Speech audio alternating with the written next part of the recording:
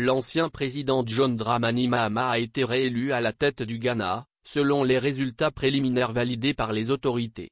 Cette victoire, qui marque son retour au pouvoir après 7 années dans l'opposition, reflète une volonté claire des électeurs de tourner la page sur la gestion actuelle du pays.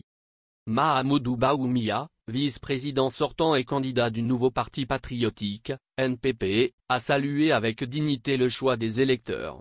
Le peuple ghanéen a clairement exprimé son choix en votant pour le changement, et nous respectons ce désir avec une profonde humilité, a-t-il déclaré lors d'une conférence de presse à Accra. John Dramani Mahama, leader du Congrès national démocratique, NDC, prend les rênes d'un pays confronté à des défis économiques majeurs. Malgré sa position de premier producteur d'or en Afrique et de deuxième exportateur mondial de cacao, le Ghana subit une inflation record et une dette publique considérable. En 2023, le pays a dû solliciter un prêt de 3 milliards de dollars auprès du Fonds monétaire international, FMI, mais les réformes qui en découlent ont exacerbé le mécontentement populaire.